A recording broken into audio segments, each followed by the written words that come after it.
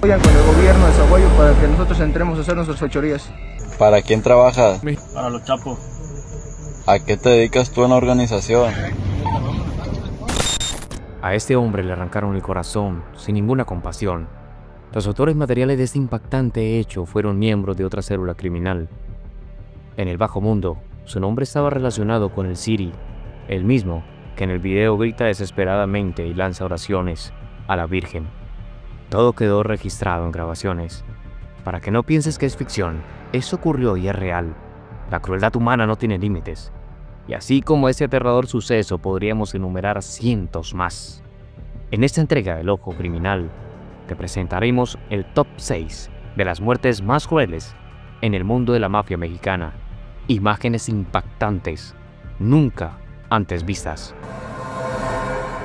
Bienvenidos a un nuevo video. Si te entretiene este tipo de contenido, no olvides suscribirte, no tiene ningún costo. Iniciaremos este recorrido hablando de Carlos Enrique Sánchez Martínez, más conocido en el mundo criminal como El Cholo. Este hombre estuvo al frente de la separación que tomó Nemesio Ceguera, el Mencho, para consolidar el cártel Jalisco Nueva Generación. El Cholo era de la cúpula de alto mando en la organización y, según se comenta, era uno de los mejores amigos del Mencho. En su avanzada, lograron hacerse con el control del cártel de Jalisco, dominando rutas y comercios ilegales de esta estructura criminal. Pero el Cholo notó que quien se posicionó como jefe supremo de esta organización fue su gran amigo, y poco a poco la sed de poder terminaría fragmentando la amistad. Todo comenzó en marzo del 2017, luego de que se dio a conocer que el Cholo ordenó el asesinato de un operador financiero importante del CJNG, apodado El Colombiano. El crimen se registró en Puerto Vallarta, Jalisco, y tomó por sorpresa al Mencho. Hasta el momento, se desconocen las razones por las que el Cholo ordenó acabar con El Colombiano, pero la acción desencadenó una reacción negativa del líder del CJNG, toda vez que el primero era considerado su mano derecha, como represalia por el asesinato de su financiero. El Mencho presuntamente ordenó a un grupo de sicarios acabar con el Cholo, quien ya tenía establecido el cártel Nueva Plaza en Guadalajara. Sin embargo, el operativo del CJNG no logró ser evadido por su jefe de escuadrón hasta el 2021, año en el que fue asesinado. Durante los próximos años, Sánchez Martínez lideró la nueva célula criminal y sostuvo varios enfrentamientos con el grupo de Oseguera Cervantes. Los reportes apuntan que pactó una alianza con el cártel de Sinaloa, específicamente con la facción liderada por Ismael El Mayo Zambada, quien le proveía de fondos y sicarios para sobrevivir al ataque del CJNG. Además de la supuesta alianza con Zambada García el Cholo, también contó con el apoyo de Eric Valencia Salazar, alias el 85, cofundador del cártel de las 4 letras. Valencia Salazar también fue considerado uno de los hombres más cercanos de Oseguera Cervantes, pero tras su detención registrada el 12 de marzo del 2012, su relación no volvió a ser la de antes. Al salir de la cárcel, en el 2017, el 85, presuntamente responsabilizó al Mencho de su aprehensión, por lo que se unió al grupo del Cholo para hacerle frente, ahora su enemigo. Sin embargo, a mediados del marzo del 2021, la antigua mano derecha del Mencho fue asesinada. El 18 de aquel mes, el cuerpo del Cholo apareció en plaza pública del municipio de Tlaquepaque, Jalisco, envuelto en bolsas de plástico, junto a un narcomensaje. Mi nombre es Carlos Enrique Sánchez Martínez, alias El Cholo, originario de Guadalajara, Jalisco. Los pocos, muchos que sean los que quieren apoyarme, déjense de cosas y dedíquense a la familia mejor, como que veo yo. De acuerdo con la necropsia, el ex líder del cártel Nueva Plaza fue torturado antes de su muerte. Los forenses revelaron que le rompieron ambas piernas, tenía marcas de pinzas eléctricas y presentaba lesiones alrededor de todo su cuerpo. Las causas de su muerte fueron 3 disparos en la cabeza. La Fiscalía de Jalisco finalmente confirmó que se trataba del Cholo, pues el CJNG les había hecho llegar un video en donde el hombre confesó varios crímenes antes de ser torturado y asesinado. Número 2. El turno en esta ocasión es para una mujer. Con su esbelta figura femenina, logró inmiscuirse en lo más profundo de la mafia mexicana y respondía al nombre de María Guadalupe López Esquivel, alias La Catrina. En un video que circula por redes sociales, se aprecia los últimos momentos de María Guadalupe N., mejor conocida como La Catrina, supuesta jefe de sicarios del cártel Jalisco Nueva Generación, quien resultó muerta luego de un enfrentamiento con las fuerzas de seguridad en la comunidad de La Bocanda, del municipio de Tepalquetepec, Michoacán. La presunta jefa de sicarios del CECOTNG resultó gravemente herida en el enfrentamiento entre elementos de la Guardia Nacional y supuestos integrantes del cártel de Nemesio Ceguera Cervantes, alias El Mencho. De acuerdo con los reportes, la mujer se encontraba en una casa de seguridad de efectivos de la Secretaría de Seguridad Pública, Guardia Nacional y militares. Se disponía a desmantelar luego de una llamada anónima que avisaban de hombres armados. La acusación puso en alerta a los ocupantes de la casa, quienes más tarde fueron identificados como supuestos sicarios del cártel Jalisco Nueva Generación. Entonces los criminales comenzaron la refriega contra los agentes. La supuesta lugarteniente del CECOTNG, originaria de Tepalquetepec, Michoacán, es considerada por las autoridades como la autora material de la emboscada de elementos de la Policía Estatal de Michoacán el pasado 14 de octubre. María fue enviada por Miguel Fernández, alias el M2 El Aguaje, con la misión de asesinar a los policías y dejar las narcomantas en las que se adjudicaban el crimen. En una grabación filtrada se escucha al M2 girar instrucciones a La Catrina, quien se aseguraba que la misión se llevaría a cabo según sus órdenes. Ya se están haciendo responsable de lo que les dije. Se escucha decir al M2 en la grabación: sí, comando, nomás se nos ponchó una llanta. Le responde La Catrina. María Esquivel formaba parte de la red de mujeres sicarias del CECOTNG, las cuales se caracterizaban por ser jóvenes y atractivas para engañar a los adversarios. Pesquisas policiales lograron detener a 7 supuestos sicarios del cártel Jalisco Nueva Generación que operaban en el municipio de Tepalquetepec, Michoacán. La captura ocurrió un viernes, cuando elementos de la Policía Estatal, Guardia Nacional y militares atendían una denuncia ciudadana que alertaban sobre la presencia de personas armadas en un determinado domicilio de la comunidad La Bocanda. De inmediato, los efectivos se trasladaron a la vivienda, donde implementaron un cerco de seguridad que permitió detener a 7 sicarios en posesión de 10 armas de fuego y 461 cartuchos útiles, informó la Secretaría de Seguridad Pública de la entidad. Durante la acción, se registró un enfrentamiento entre criminales y elementos de seguridad, dejando como saldo una mujer muerta. Tranquila, mija, ya viene el helicóptero por ti. Ya viene el helicóptero. Tranquila, hija, tranquila. Vas a estar bien. Trata de aguantar, A quien más tarde identificarían como María Guadalupe López Esquivel, sí, La Catrina, la lugarteniente del CECOTNG y la que era señalada como la presunta responsable de la emboscada a policías estatales en Aguililla ese 14 de octubre. Antes de la agresión, la célula criminal bloqueó con un camión la carretera de Afganistán a Aguililla para impedir la circulación de los agentes. María Guadalupe murió en un hospital a consecuencia de un shock hipovolémico por un impacto de bala en el cuello, según los reportes. Número 3. En este lugar nos trasladaremos al estado de Sinaloa. Específicamente te hablaremos de Iván Aceverre, conocido como El Güero. De este hombre se dice que es primo de los Chapitos y cumplía funciones importantes dentro de esta facción criminal, pero su triste final llegó de una manera muy macabra, y es que los chapos, ratas, no que el gobierno está de su lado, se leía en una cartulina dejada en la entrada del Parque 87. El papel blanco estaba sujetado con cinta canela a una hielera envuelta en cual regalo. La firma, un sombrero, símbolo de la malliza. Cuando la policía llegó al lugar y desenvolvió el regalo, descubrió una cabeza humana entre el hielo. De inmediato, corrieron rumores sobre la posible identidad de la víctima, principalmente por el queso. No se trataba de una ejecución más, sino de un mensaje directo y una respuesta en una narcomanta dejada en ese mismo sitio el pasado 24 de octubre. De manera extraoficial se reportó que los restos humanos encontrados en la hielera pertenecían al Güero, un supuesto primo de Iván Archibaldo Guzmán Salazar, líder de los Chapitos. Sin embargo, aún no se difundía de manera oficial la identidad de la víctima.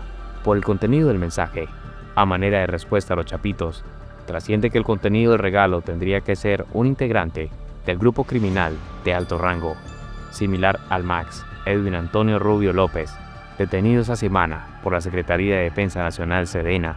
durante un operativo que terminó con la muerte de 19 presuntos sicarios. Esa semana se filtró un audio en el que un hombre se identificaba como el JL, quien agradeció a toda la plebada de los chapitos que estaban respaldando a las empresas en su guerra contra Ismael el Mallito Flaco. En días siguientes, otro supuesto primo de los chapitos figuró en ciertos trascendidos. El nombre de Alejandro López Guzmán se posicionó como el presunto enviado por Iván Archibaldo a cerrar la alianza entre los chapitos con el cártel Jalisco Nueva Generación. Igual que el supuesto güero, es casi nula la información que se tiene de Alejandro López Guzmán. Lo único certero es el recrudecimiento de la guerra entre los chapitos y la malliza. Más de 1000 homicidios dolosos en Culiacán, desde el 9 de septiembre al 25 de octubre, según las cifras oficiales. Número 4. Nuevamente, nos referiremos a las mujeres que se vinculan a la mafia, y el triste episodio lo vivió Jocelyn Alejandra Niño, una de las integrantes de las Flacas, y su alias, precisamente era la Flaca. La joven formaba parte de un cártel de mujeres que se hizo famoso por su crueldad y por intentar disputarle en Tamaulipas a los grupos criminales más sanguinarios en la historia de México. Se desconoce exactamente la fecha de su nacimiento, pero se estima que fue en la década de los 90. La Flaca, en el 2015, mostró una de las peores caras del narcotráfico, luego de ser ejecutada y descuartizada. El cuerpo de la Flaca, como también se le conocía, fue encontrado cortado en pedacitos adentro de una hielera abandonada en el puente fronterizo entre Matamoros, Tamaulipas en México, y Brownsville, Texas, Estados Unidos. En el lugar también se encontró otra mujer descuartizada y un hombre decapitado. Las Flacas fueron un cártel de jóvenes sicarias físicamente muy parecidas, que operaban de manera independiente y que trabajaban para distintas organizaciones criminales para asesinar rivales. Operaban principalmente en la zona norte de México, en estados como Baja California, Nuevo León, Sonora y Tamaulipas. Eran conocidas por ser jóvenes, delgadas, que usaban chalecos antibalas, cadenas de oro, colgando sobre el cuello, cabello peinado hacia atrás y lentes de sol sobre su cabeza. Su apariencia casi infantil y su juventud las ayudaba a pasar desapercibidas ante sus víctimas. Jocelyn operaba en la zona de Tamaulipas, trabajaba principalmente para el cártel del Golfo. Se le conoce como la Flaca, no solo por el nombre de su organización, sino también porque su delgadez se asemejaba a la Santa Muerte, una figura a quien se le rinde culto por parte de los narcotraficantes, ladrones, policías y la población en general, quienes siempre están en un riesgo constante de morir. Las pocas imágenes que se conocen de ella aparecieron en el 2015 en redes sociales y estas sirvieron para sus rivales que la identificaron. En las fotografías aparecía sosteniendo armas de fuego de grueso calibre. Las fotografías habían sido filtradas por el grupo del cártel del Golfo llamado Los Ciclones, quienes buscaban publicar la mayor cantidad de imágenes de sus rivales para que la policía los identificara y los pudieran atrapar. Pero Jocelyn fue identificada por integrantes de los Metros, otra célula del cártel del Golfo, uno de los principales rivales de las Flacas, quienes secuestraron a Jocelyn entre el 12 y 13 de abril de ese año 2015, en la población de Río Bravo, en Tamaulipas. Un día después, el 14 de abril, apareció descuartizada en la hielera. Los Metros se adjudicaron la muerte y publicaron en X imágenes del cuerpo desmembrado. En un pedazo de brazo se observaba un tatuaje con la palabra niño, uno de los apellidos. El parte médico reveló que la joven había sido ejecutada de un tiro en la cabeza, después desmembrada y congelada. Al momento de su asesinato, tenía entre 18 y 22 años. Además de Jocelyn, se identificaron a otras dos jóvenes como parte del cártel, una exoficial de policía del estado de Nuevo León de nombre Verónica Mireya Moreno Carreón, quien trabajaba para el cártel de los Zeta y que fue arrestada por marinos mientras conducía un automóvil robado. Otra de sus integrantes es Nancy Manrique Quintanar, también detenida, a quien se le atribuye haber participado en una docena de asesinatos. Desde el 2007, cuando el expresidente Felipe Calderón intensificó la guerra contra las drogas, ha habido un crecimiento fenomenal en asesinas o sicarias, que a menudo pueden operar más sigilosamente que sus homólogos masculinos. Advirtió en su momento un investigador de estudios religiosos de la Universidad de Virginia en los Estados Unidos. En un contexto de violencia generalizada, las mujeres ya no se conforman con ser las esposas de un narco o formar parte de una estructura de primera línea de un grupo criminal, y el llamado Cártel de las Flacas dejó al descubierto el nuevo papel que tiene en delincuencia organizada en México. Otros cárteles, como el del noroeste, ya tienen brazos armados integrados únicamente por mujeres, quienes realizan las mismas tareas que los sicarios hombres.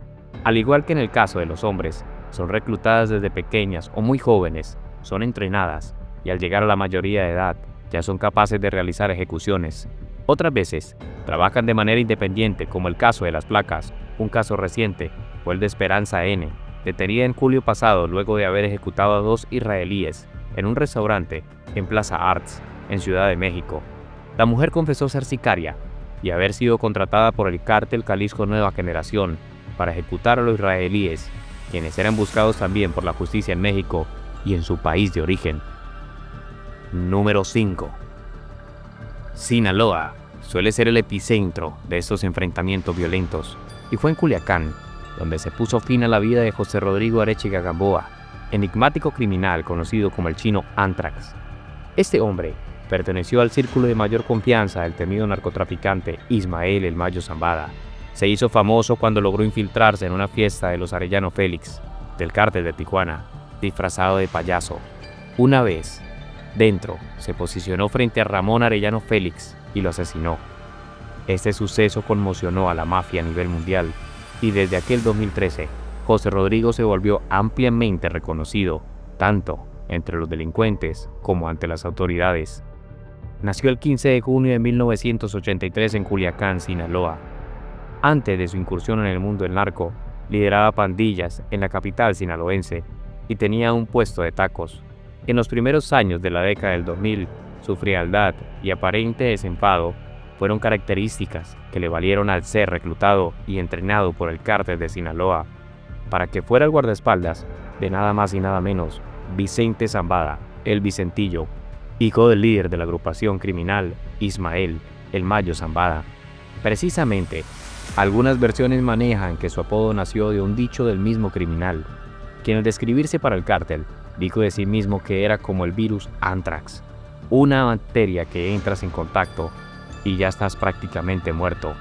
Así fueron sus inicios en dicha organización delictiva, hasta que en el 2008, tras la captura de Vicente Zambada Niebla, el Chino Anthrax se convirtió en jefe de plaza de Culiacán. Además, con la separación de la organización de Sinaloa, el cártel de los Beltrán Leiva, también en 2008, Arechiga Gamboa pasó a formar los Anthrax, el grupo de sicarios que han sido descritos como extremadamente violentos, encargados de proteger a El Mayo Zambada, principalmente en Culiacán, Sinaloa, pero también con presencia con estados como Sonora, Durango, Chihuahua y Nuevo León. En 2013, se le ordenó a los Anthrax evitar a toda costa la entrada a Sinaloa del Cártel de los Zetas, agrupación dedicada al narcotráfico, principalmente en el noroeste de México, es decir, del otro extremo de Sinaloa. Ya como jefe de los sicarios, el Chino Anthrax se consolidó como un miembro superior del Cártel de Sinaloa. Sus funciones empezaron a implicarlo cada vez más en el funcionamiento de la organización, hasta que llegó a convertirse en el encargado de la logística y transporte del mismísimo Chapo Guzmán antes de su última detención. José Arechiga no vacilaba en mostrar el poder que adquiría. En sus supuestas cuentas de redes sociales, presumía de sus viajes alrededor del mundo, así como lujos y ropa de las principales marcas a nivel mundial. Precisamente, fue gracias a que documentaba todo en redes sociales que un rastreo de su cuenta de Instagram permitió a las autoridades estadounidenses dar con el paradero de Arechiga. El 30 de diciembre del 2013, el Chino Anthrax fue detenido en el aeropuerto de Ámsterdam, Países Bajos. A petición de los Estados Unidos, el criminal viajaba con un nombre falso, Norberto Siqueiros García. Posteriormente, Arechiga Gamboa se declaró culpable en un tribunal federal de los Estados Unidos. El 20 de mayo del 2015, el capo admitió que como miembro de alto nivel del cártel de Sinaloa en México, él y sus cómplices coordinaron el transporte de toneladas de cocaína y marihuana a la Unión Americana y participó en violencia relacionada con la organización criminal. El mexicano fue acusado de importar 5 kilos de cocaína y 1.000 kilogramos de marihuana a Estados Unidos. El abogado del narco mexicano negoció con la fiscalía para que su cliente purgara 5 años más en arresto domiciliario y se le permitiera salir en un radio no mayor de 500 metros de su casa. Y si lo hacía, debía notificar antes a sus supervisores, a lo que la magistrada accedió en parte del buen comportamiento del chino Anthrax y por su cooperación al brindar información a los fiscales. El 12 de diciembre del 2019, las autoridades estadounidenses le otorgaron la libertad condicional y le asignaron un domicilio en San Diego para que concluyera su sentencia. Así, Arechiga Gamboa fue puesto en libertad condicional ese 3 de marzo, luego de cumplir una sentencia de 87 meses en la cárcel de máxima seguridad en San Diego. Un sábado, apareció el presunto cuerpo del chino Anthrax dentro de una lujosa camioneta BMW X5 en una comunidad en Culiacán. También fueron encontrados los restos de su hermana y su cuñado. Algunas versiones señalan que Rodrigo Arechiga se mantenía en un domicilio de la colonia Guadalupe Victoria, al oriente de la ciudad de la capital sinaloense, y que fue ahí donde un grupo habría irrumpido a fuego abierto para llevárselo. Todo apunta a que sus asesinos eran miembros de su mismo cártel, quienes ajustaron cuentas por la información que el chino Anthrax dio a las autoridades y la justicia estadounidense.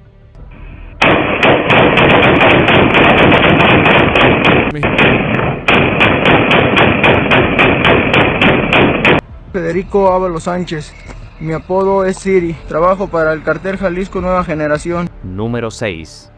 Federico Ábalos Sánchez, más conocido en el grupo criminal como el Siri. A este hombre le arrancaron el corazón, aún estando con vida, y sus victimarios, ante el lente de las cámaras, decidieron comerse el miocardio como muestra de su crueldad, pues este criminal, que terminó protagonizando una de las muertes más violentas conocidas en la historia mexicana, se desempeñaba como miembro del CKNG. Fue un sicario del cártel Jalisco Nueva Generación, una de las organizaciones criminales más poderosas y violentas de México. Su trayectoria en el mundo del narcotráfico lo llevó a desempeñarse como vendedor de drogas y ejecutor de acciones violentas en nombre de esta organización.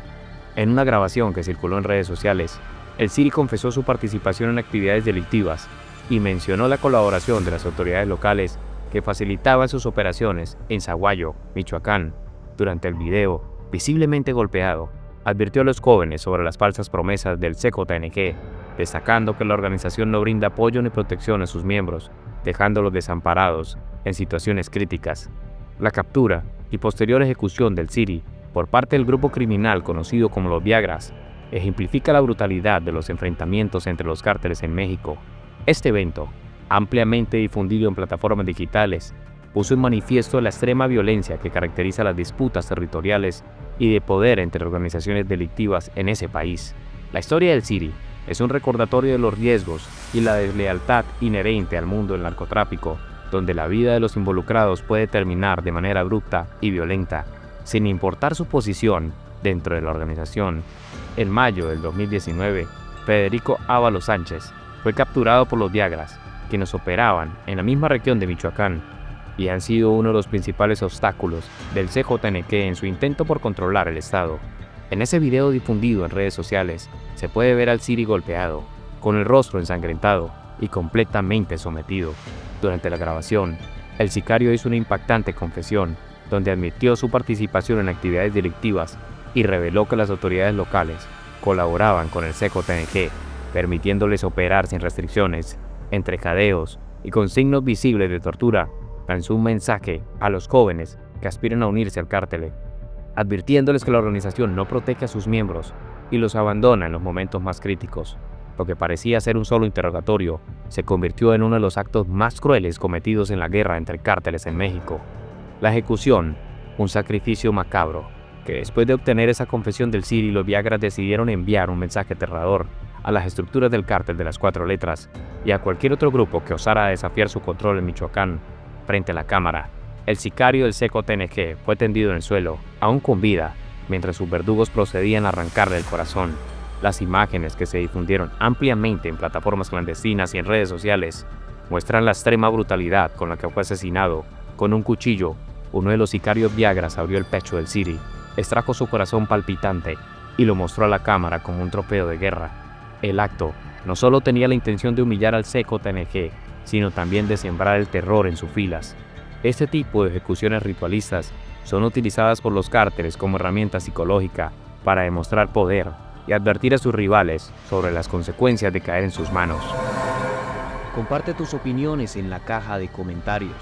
Puedes darle like, suscribirte y activar la campana de notificaciones. Así no te perderás de los próximos videos. Nos vemos en el siguiente.